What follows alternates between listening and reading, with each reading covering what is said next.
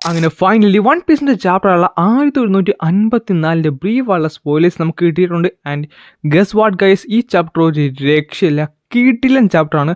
പ്രതീക്ഷിക്കാത്ത പല കാര്യങ്ങളും ഈ ചാപ്റ്ററിൻ്റെ അകത്തുണ്ട്. ഈ ഒരു ചാപ്റ്റർ വായിച്ചിട്ട് തന്നെ എനിക്ക് ഗൂസ് ബംസ് അടിച്ചിട്ടുമില്ലായിരുന്നു. കാര്യം അത്രത്തോളം മികച്ച ഒരു ചാപ്റ്റർ തന്നെയാണ് 1154. സോ വീട്ടിലേക്ക് കിടക്കുന്നതിന് മുമ്പ് ഈ പേജ് ആദ്യമായിട്ട് കാണുന്ന കൂട്ടുകാരാണെങ്കിൽ ഇപ്പം തന്നെ ഒന്ന് സബ്സ്ക്രൈബ് ചെയ്ത് വെക്കാനും മറക്കണ്ട.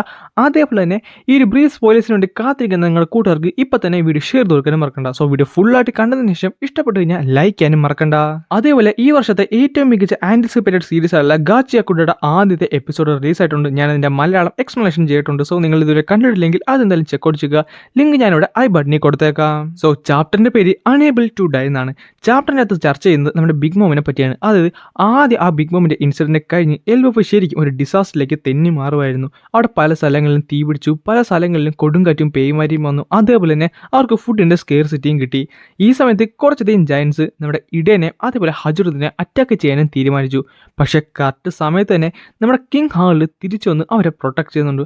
അത് മാത്രമല്ല ഫോറിൻ ലാൻഡിൽ നിന്നൊക്കെ പുള്ളിക്കാരൻ കുറച്ചധികം ഹെൽപ്പും അവിടേക്ക് കൊണ്ടുവന്നിരുന്നു. എന്നാൽ ഹാർഡിൽ വരുന്നതിന് മുമ്പ് തന്നെ നമ്മുടെ എസ്ട്രിഡ, അതായത് ലോക്കിയുടെ അമ്മ മരിച്ചു പോയിരുന്നു. പുള്ളിക്കാരിക്ക് ഒരു പനി ബാധിച്ചായിരുന്നല്ലോ. എന്നാൽ ഈ സമയം നമ്മുടെ ഈടായിട്ട് അണ്ടർവേൾഡിൽ ഒരു ബാർ ഓപ്പൺ ചെയ്യുന്നുണ്ട്. പിന്നെ കാണിക്കുന്നത് 56 വർഷങ്ങൾക്ക് മുമ്പുള്ളൊരു സംഭവമാണ്. നമ്മുടെ ഹാർലാഡ് അവിടുത്തെ റെവറിയിലേക്ക് ചെന്നിട്ടുണ്ട്. പക്ഷേ പുള്ളിക്കാരൻ നമ്മുടെ വേൾഡ് ഗവൺമെൻറ് കംപ്ലീറ്റ്ലി ഇഗ്നോർ ചെയ്ത് കളയും. അത് കഴിയുമ്പോൾ നമ്മുടെ എൽബഫിൽ വെച്ചുള്ള ജാറുൽ പറയുന്ന ഒരു കാര്യമാണ് പറയുന്നത്. അത് ജാറുൽ നമ്മുടെ ഹാർലിനോടാണ് പറയുന്നത്.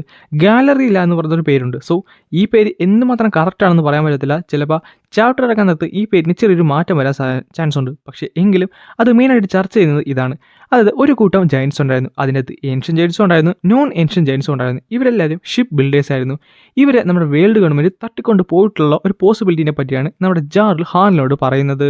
ഇതേ സമയം നമ്മുടെ എസ്ട്രിഡയുടെ സിസ്റ്ററുണ്ട്, അതായത് ലോക്കിയുടെ അമ്മയുടെ പെങ്ങള്. പുള്ളിക്കാരി ലോക്കിനെ കണ്ടുപിടിച്ച് ലോക്കിനെ നന്നായിട്ട് അബ്യൂസ് ചെയ്യുന്നുണ്ട്. അതായത് പുള്ളിക്കാരൻ ഒരു കൊച്ചു കുഞ്ഞായിരുന്നപ്പോൾ തൊട്ടേ അബ്യൂസ് ചെയ്യപ്പെട്ടിരുന്നു. അത് മാത്രമല്ല ഈ സമയത്ത് നമ്മുടെ ഹാർലാടെ എൽബഫ് റീബിൽഡ് ചെയ്യുന്നതുകൊണ്ട് തന്നെ ലോക്കിനെ ശ്രദ്ധിക്കാനുള്ള ടൈമും പുള്ളിക്കാരനില്ലായിരുന്നു. അങ്ങനെ 48 വർഷങ്ങൾക്ക് മുമ്പുള്ള കാര്യം. ലോക്കിയാട്ടെ നമ്മുടെ വില്ലേജിലേക്ക് കുറച്ചധികം വലിയ ജയന്റ് ബീസ്റ്റിനെയൊക്കെ അഴിച്ചു വിടുന്നുണ്ട്. പക്ഷെ അവിടെ വെച്ചാണ് അവൻ ശരിക്കും അത് മനസ്സിലാക്കിയത്. കാര്യം അവൻ നോക്കാൻ നേരത്ത് ബാക്കിയുള്ള പിള്ളേരും ബാക്കിയുള്ളവർ എല്ലാവരും ഹജറുദ്ദീനെ ഹെൽപ്പ് ചെയ്യുന്നുണ്ട്. അന്ന് അവനൊരു കാര്യം മനസ്സിലായി, അവനാണ് ആ കൂട്ടത്തിൽ ഏറ്റവും ഒറ്റപ്പെട്ട് കിടക്കുന്ന ഒരാളെന്ന്. പക്ഷെ പെട്ടെന്നാണ് അണ്ടർവേൾഡിലേക്ക് ഒരാൾ കയറി വരുന്നത്. അത് മറ്റാരുമില്ലായിരുന്നു, നമ്മുടെ റോക്സ് ഡി സെബക്ക് ആയിരുന്നു. റോക്സ് ഡി സെബക്കും റോക്സ് പൈലറ്റ്സും അവിടേക്ക് ഉണ്ടായിരുന്നു. അവൻ ലോക്കിയിട്ട് ചോദിക്കുന്നുണ്ട്, ഇത് എൽബഫ് ആണോ, ഹാർലഡ് ഇവിടെ എങ്ങാനും ഉണ്ടോ എന്ന്. കൃത്യമായി പറഞ്ഞാൽ അന്നേ ദിവസം നിന്ന് 8 വർഷങ്ങൾക്ക് മുമ്പ്, നമ്മുടെ കറണ്ട് ടൈം ലൈനിൽ നോക്കി കഴിഞ്ഞാൽ 56 വർഷങ്ങൾക്ക് മുമ്പ് നമ്മുടെ റെവറിയിൽ വെച്ച് അവിടെ റോക്സ് ഉണ്ടായിരുന്നു. പുള്ളിക്കാരൻ അന്ന് അവിടെയുള്ള ഒരു മറൈൻ അഡ്മിറലിനെ കൊന്ന് അങ്ങനെയാണ് അവനൊരു വാണ്ടഡ് മാൻ ആയത് മാറിയത്. ഒന്ന് ആലോചിക്കുക, ഒരു മറൈൻ അഡ്മിറലിനെ എത്ര സിമ്പിളായിട്ട് കൊന്നതാണ് പറയുന്നത്. സോ ഒരു മറൈൻ അഡ്മിറൽ എന്തുമാത്രം സ്ട്രോങ് ആണെന്ന് നമുക്കറിയാം. അദ്ദേഹത്തിനെ പോലെ ഒരാളെയാണ് നമ്മുടെ റോക്സ് ഡി സെബക്ക് ഇത്ര സിമ്പിളി കൊന്നത് ഇതിൻ്റെ അകത്ത് മെൻഷൻ ചെയ്തിട്ടുള്ളത്. അത് കഴിയാൻ നേരത്താണ് ഈ ചാപ്റ്ററിൻ്റെ അകത്ത് ഏറ്റവും വലിയ ഹൈലൈറ്റ്. നമുക്ക് റോക്സ് ഡി സെബക്കിൻ്റെ ഫേസ് റിവീൽ ചെയ്യപ്പെട്ടിട്ടുണ്ട്.